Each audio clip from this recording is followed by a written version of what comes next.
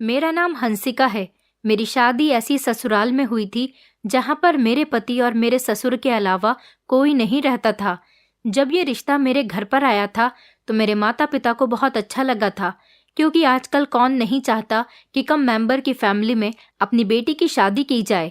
लेकिन अफसोस की बात एक ये थी कि मेरी शादी गांव में हुई थी। मैं शहर की पढ़ी लिखी लड़की थी और शहर में ही शादी करना चाहती थी। मेरी चाहत थी कि मेरी शादी किसी अमीर परिवार के लड़के से हो। सुना था कि ये लड़का भी अच्छी नौकरी करता है, लेकिन मैं तो शहर के पढ़े लिखे लड़के से शादी करना चाहती थी, जबकि ये लड़का गांव का पढ़ा लिखा लड़का था। जब मेरे माता पिता ने मुझे ये बताया कि ये लड़का बहुत अच्छा है और शहर में ही नौकरी करता है, लेकिन मैं ऐसे लड़के से भी शादी नहीं करना चाहती थी जो कुछ दिनों बाद ही मुझे छोड़कर शहर चला जाए और मैं उसके बिना अपनी जिंदगी अकेले ससुराल में रहकर गुजारूं। मेरे माता पिता ने मुझे बताया कि वो लड़का शहर में नौकरी जरूर करता है, लेकिन रहता अपने घर पर ही है। परमानेंट रहकर शहर में नौकरी नहीं करता। वो अपनी गाड़ी से सुबह शहर नौकरी करने के लिए रवाना हो जाता है और रात को अपने ऑफिस से घर आ जाता है। इसका मतलब ये था कि मुझे बड़ी आसानी हो जाती। अगर मेरी शादी उस लड़के के साथ हो जाती है तो मुझे जब भी अपने मायके आना होता मैं उसके साथ आ जाती और रात को अपने घर को चली जाती। मुझे अपने माता पिता से ज्यादा दूर नहीं रहना पड़ता। लड़का देखने में बहुत ही स्मार्ट था, पढ़ा लिखा था। फैमिली मेंबर भी बहुत कम थे। सुना था कि गांव में उसका बहुत बड़ा मकान है और सिर्फ एक ससुर हैं जिनकी आंखों से नजर नहीं आता। वो बेचारे अंधे हैं। बेटा अपनी मर्जी से शादी कर रहा है और इसीलिए शादी कर रहा है क्योंकि वो चाहता है कि उसके पिता की सेवा करने के लिए घर में बहू आ जाए। जिस लड़के के साथ मेरी शादी होने वाली थी वो घर का इकलौता बेटा था। उसकी माँ तो काफी सालों पहले ही मर चुकी थी। घर में सिर्फ दोनों बाप बेटे ही रहते थे। सुना था कि काफी सालों से उन लोगों ने एक परमानेंट नौकरानी रखी हुई थी। वो नौकरानी पिछले 6 महीने पहले नौकरी छोड़कर जा चुकी है और तभी से ही उन दोनों के घर में काम की परेशानी होने लगी थी। भला वो कब तक नौकरानी के सहारे जिंदगी गुजार सकते थे। एक न एक दिन तो उनके बेटे को शादी करनी ही थी।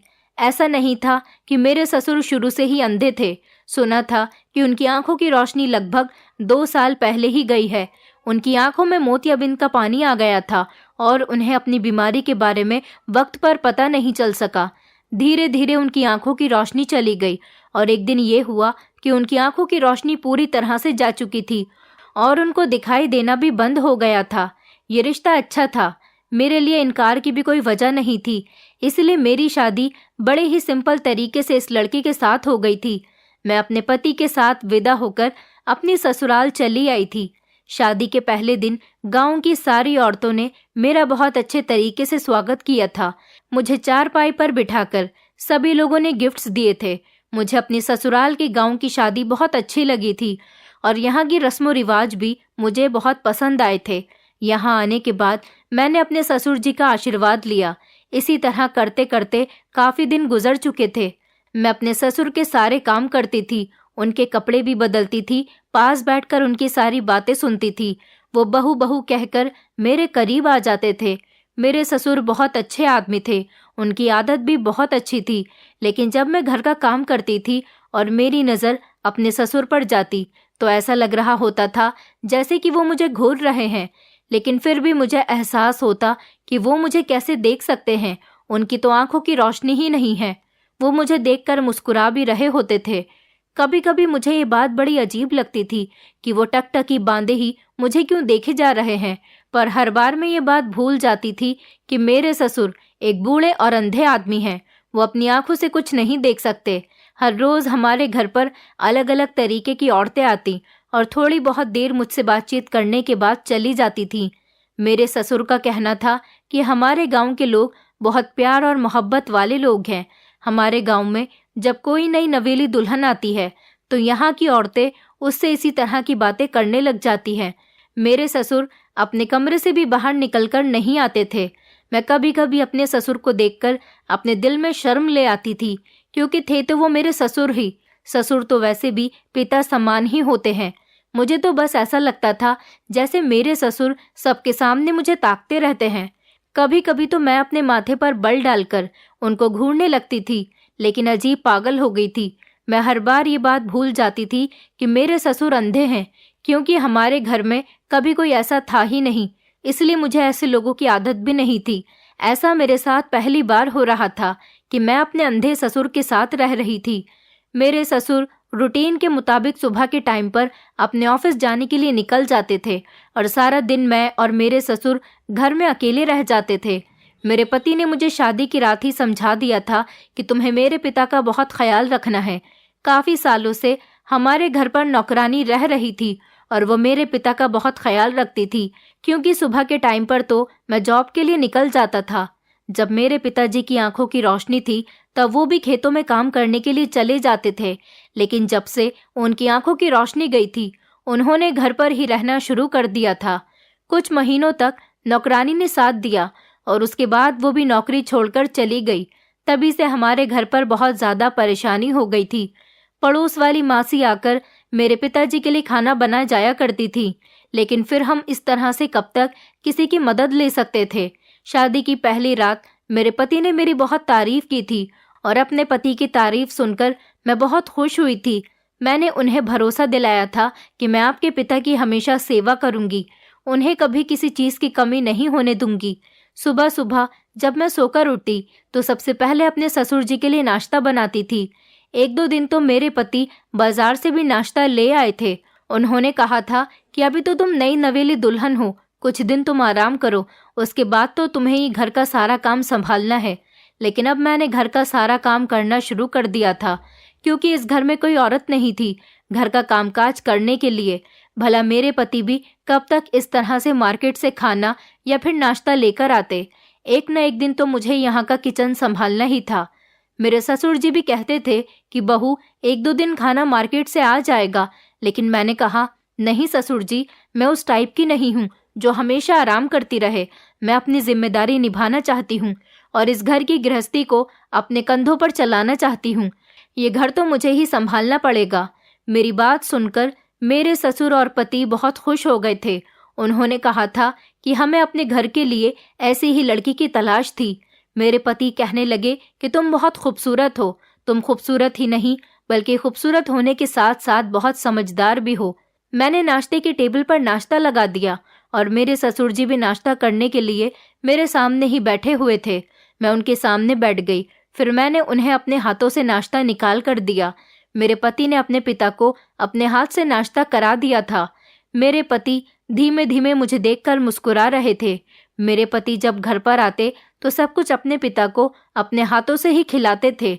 उन्होंने मुझसे अपने पिताजी को नाश्ता कराते हुए टाइम पर कहा था कि अब अगली बार से मेरे पीछे मेरी ये जिम्मेदारी तुम निभाओगी। मैंने अपने पति से खुश होते हुए कहा, जी जी क्यों नहीं, मैं घर की सारी जिम्मेदारी खुद संभाल लूंगी। मुझे ऐसा लग रहा था जैसे मेरे ससुर अब भी मेरे सामने बैठकर मुझे घूर रहे थे। मेरे ससुर जी का नाश्ता कंप्लीट हो गया तो मेरे पति उनके पास की रखी हुई चेयर से उठकर मेरे बराबर में पड़ी हुई चेयर पर बैठ गए थे और मेरे चेहरे को देखकर उसे सहला रहे थे। मुझे डर था कि कहीं मेरे ससुर हमें देख न ले, लेकिन मेरे पति ने मुझे इशारे से कहा कि वो हमें कैसे देख सकते हैं, उनकी आंखों की रोशनी नहीं है। मेरे पति मुझसे बहुत प्यार करते थे। अपने पति के जाने के बाद जब मैं घर का काम करती थी तो अपने गले में दुपट्टा भी नहीं डालती थी। यही सोचती थी कि घर में कोई नहीं है, ससुर जी ही तो हैं और उन्हें भी दिखाई नहीं देता। इसलिए मैं घर में रहते हुए किसी भी हुलिये में काम करती रहती थी और अपने ससुर जी के सामने भी किसी भी हालत में चली जाती थी। मेरे ससुर इतने अच्छे थे और बहुत ही अच्छी आदत के थे। कभी कभी मुझे बहुत अफसोस होता है कि इतने अच्छे इंसान की आंखों की रोशनी कैसे जा सकती है। वो बेचारे अपने इकलौते बेटे की शादी और उसकी पत्नी को भी नहीं देख सके। मेरे ससुर के चेहरे पर हमेशा मुस्कुराहट रहती थी। एक बार मेरे पति ने मुझे बताया था कि मेरे पिताजी बहुत ईमानदार इंसान हैं। गांव में कोई भी उन्हें बुरा भला नहीं कहता। वो हमेशा लोगों का फायदा करते आए हैं। सब लोग मेरे पिताजी की बहुत इज्जत करते हैं। मैंने अपने पति से कहा था कि क्या आपने अपने पिताजी का इलाज नहीं करवाया।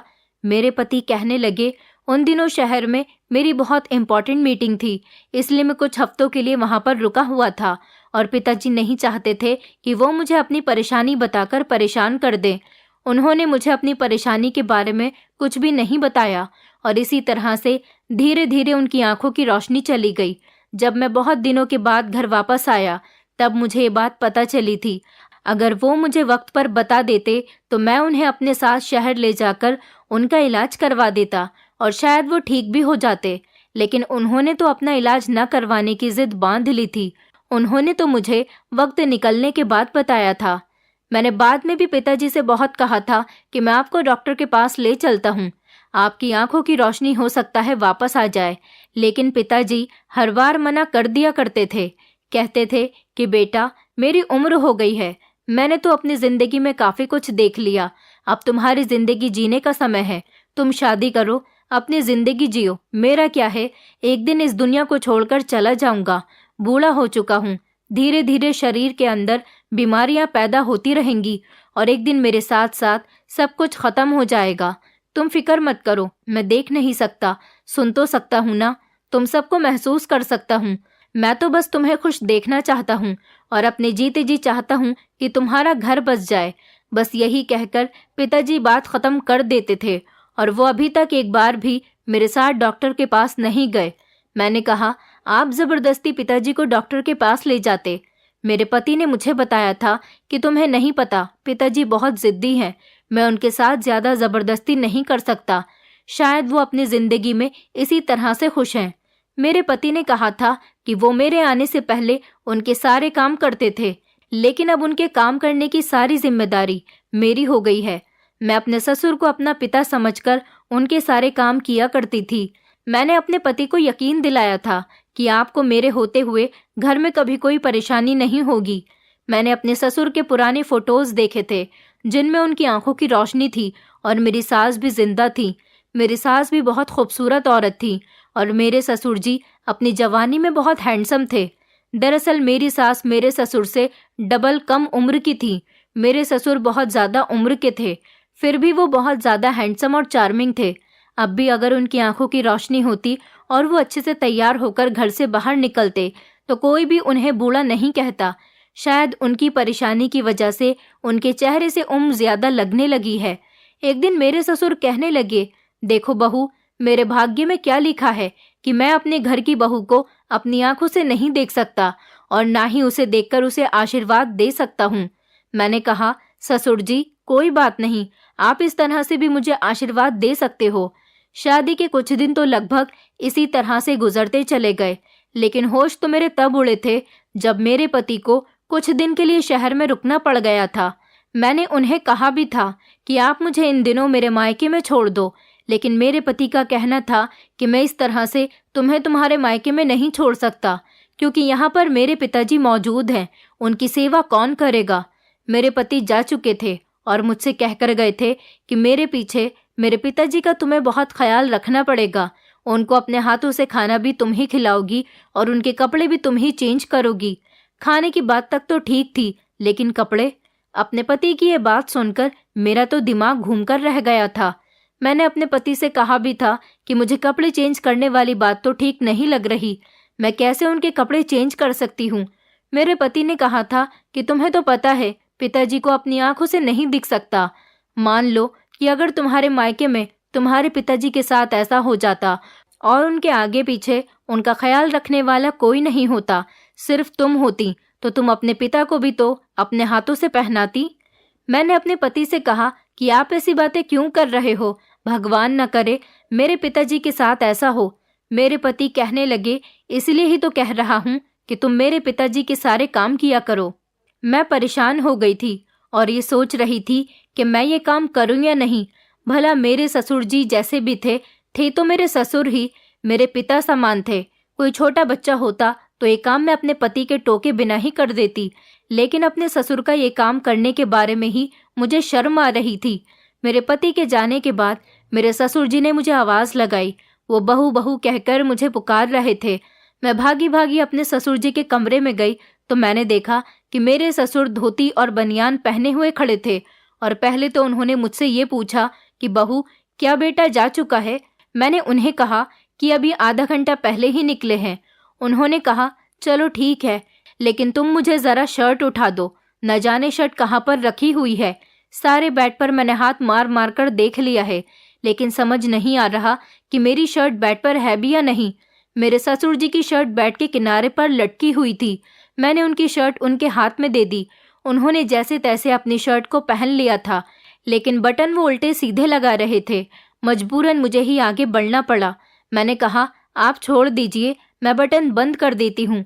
मैंने अपने ससुर जी की शर्ट का बटन लगाया तो मेरे ससुर जी मुस्कुरा रहे थे और अचानक उनका हाथ मेरी कमर पर लग गया। मैं उनसे कुछ कह नहीं सकती थी क्योंकि उनको तो पता ही नहीं था कि उनका हाथ कहाँ लग रहा है। जैसे ही उन्हें लगा कि उनका हाथ मेरे ऊपर से टच हो गया, फौरन ही उन्होंने अपना हाथ हटा लिया। शायद उनका हाथ धोखे से टच हो गया था। मैंने उनको शर्ट पहना दी थी। फिर मेरे ससुर ने कहा कि बहू, मेरे बाल भी बना दो। मैंने ड्रेसिंग से कंघा लेकर अपने ससुर के बाल भी बना दिए थे। मेरे ससुर कहने लगे, बहू जरा मुझे अपने हाथ तो दो। मैंने कहा कि क्यों पिताजी, क्या हुआ? तो वो कहने लगे, दो तो जरा। मैंने डरते डरते उन्हें अपने हाथ पकड़वा दिए थे। मैं ये सोच रही थी कि वो क्यों मेरे हाथ पकड़ना चाहते हैं।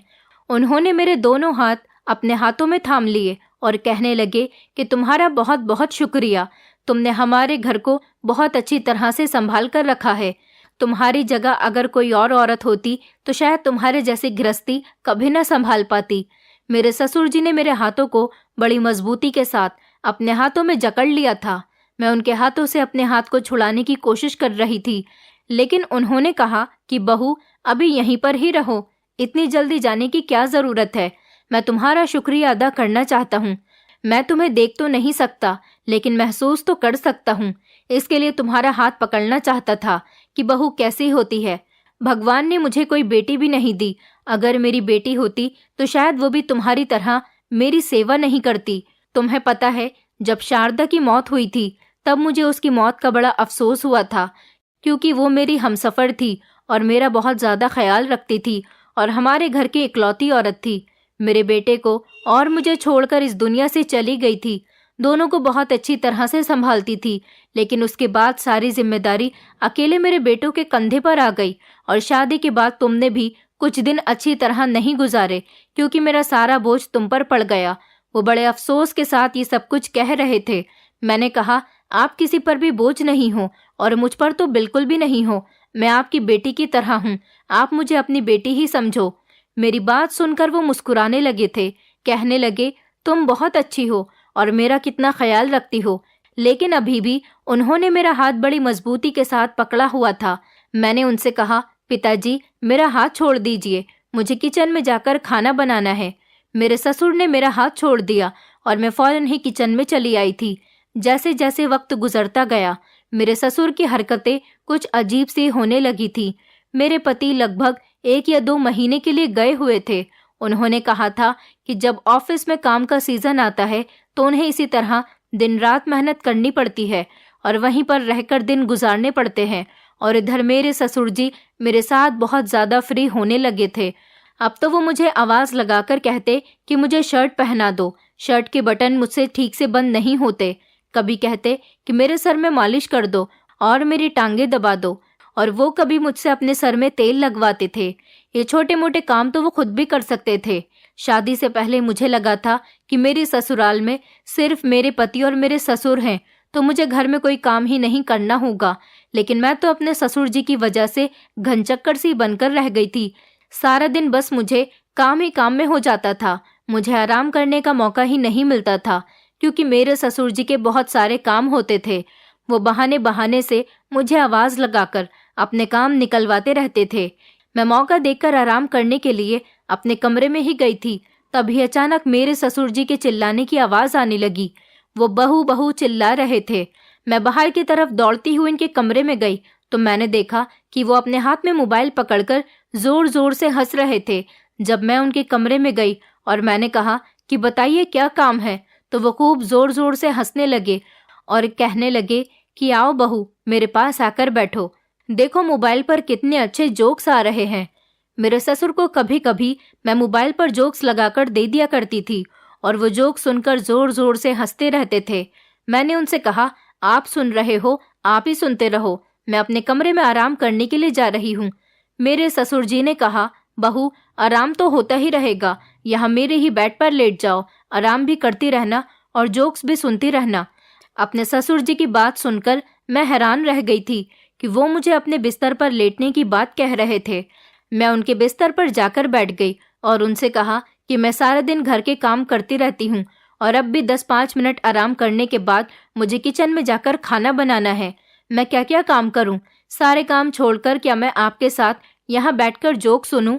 मैंने ये बात बड़े कड़क शब्दों में कही थी ताकि मेरे ससुर को एहसास हो जाए कि मुझ पर कितनी जिम्मेदारियां हैं। वो मेरी बात सुनकर हंसने लगे और कहने लगे, मेरे पास बैठो और मेरे साथ जोक सुनोगी तो तुम्हारी तबीयत भी ठीक हो जाएगी और तुम एक्टिव भी रहा करोगी। काम का क्या है, काम छोड़ दो, काम तो सारी जिंदगी के ही है, काम तो कभी खत्म होते ही नहीं। मैं अपने ससुर जी के बिस्तर पर जाकर बैठ गई।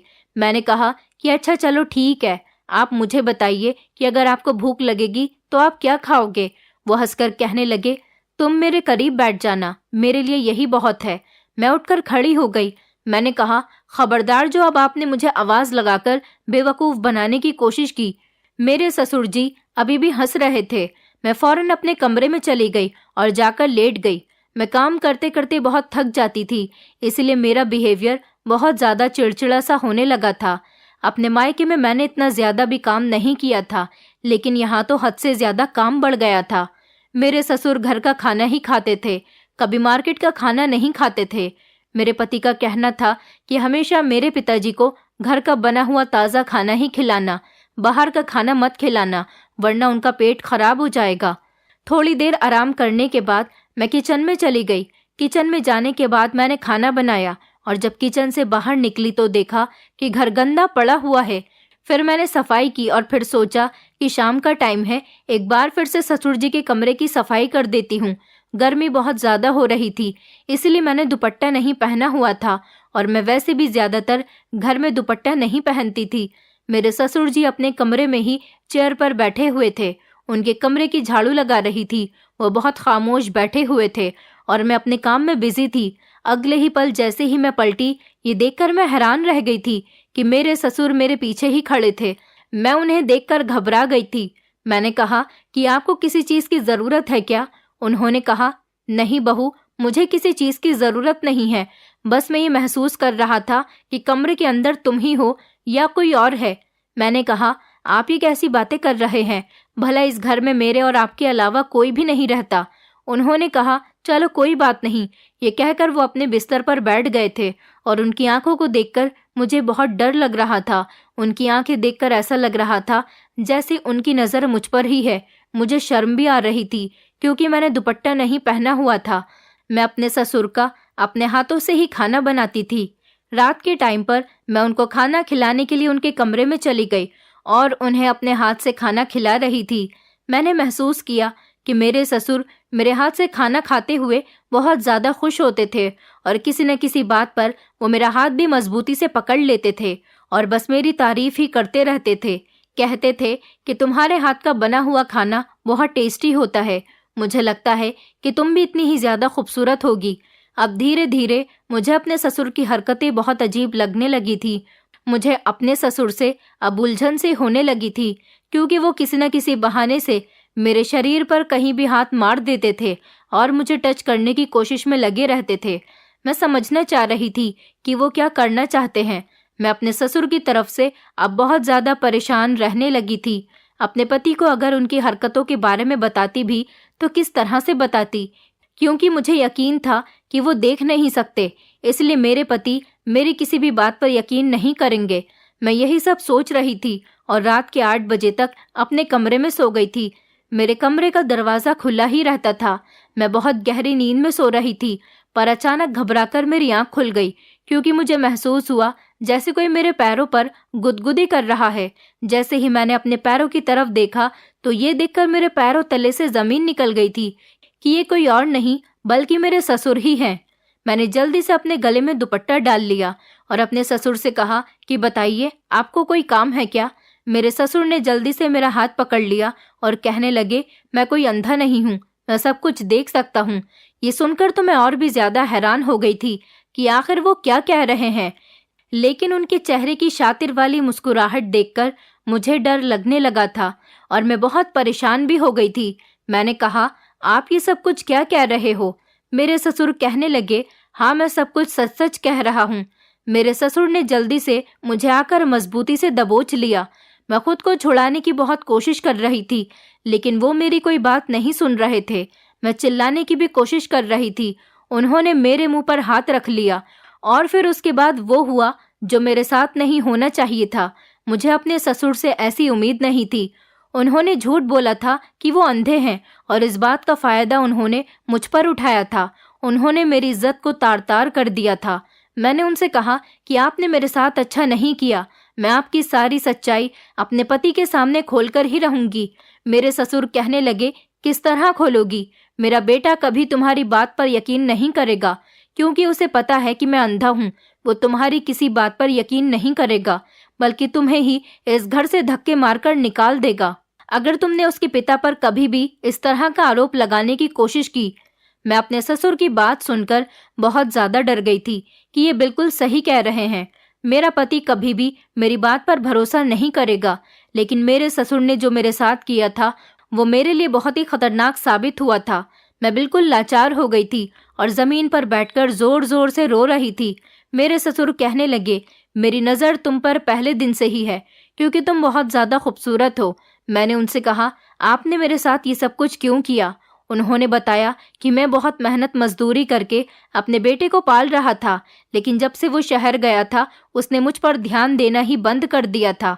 फिर मैंने प्लान बनाया कि अपने बेटे का ध्यान अपनी तरफ करने के लिए मुझे अंधा बनना पड़ेगा, इसलिए मैंने अपने बेटे से झूठ बोल दिया। इस झूठ का असर ये हुआ कि मेरे बेटे का पूरा ध्यान मुझ पर ही रहने लगा। फिर उसने शादी की और वो तुम्हें घर पर लेकर आ गया। तुम्हें तो देखते ही मेरी नीयत तुम पर खराब हो गई थी और मेरा बेटा यही समझता रहा कि मैं अंधा हूँ, और तुमने भी इस बात पर यकीन कर लिया कि तुम्हारा ससुर अंधा है। मुझे तो ये बात पता है कि मेरा बेटा हर तीसरे चौथे महीने में 1 या 2 महीने के लिए अपने ऑफिस में ही रुक जाता है। मैं इस बात का मौका ढूंढ रहा था कि कब वो जाएगा और कब मैं तुम्हारा फायदा उठाऊंगा। मैं बड़ी लाचार और बेबस होकर ये सब कुछ सुनकर बहुत रो रही थी, लेकिन शायद मेरी किस्मत बहुत अच्छी थी। जब मेरे ससुर ने मुझे अपनी कहानी बतानी शुरू की थी, तभी मेरे पति दरवाजे पर खड़े होकर उनकी सारी बातें सुन रहे थे। भगवान ने मेरा बहुत बहुत साथ दिया था। मुझे अपने पति को कुछ भी बताने की जरूरत नहीं पड़ी। उन्होंने खुद ही अपने कानों से अपने पिताजी की सारी बातें सुन ली थी। दरअसल 26 नवंबर को मेरा बर्थडे होता है। मेरे पति को ये बात पता थी कि मेरा बर्थडे आने वाला है, इसलिए मेरे पति मुझे सरप्राइज देना चाहते थे। वो 25 तारीख की रात को ही शहर से घर आने के लिए निकल गए थे, क्योंकि वो मुझे सरप्राइज देना चाहते थे। और जब वो घर पर आए तो उन्होंने दरवाज़ा खुला हुआ देखा। उन्होंने अपने पिता की सारी बातें सुन ली थी। ये सब देखकर मेरे पति ने उन्हें बहुत मारा था और उनसे सारे रिश्ते नाते खत्म करके वो मुझे अपने साथ शहर ले गए थे। मेरे पति ने मुझसे अपने पिताजी की तरफ से बहुत माफिया मांगी थी।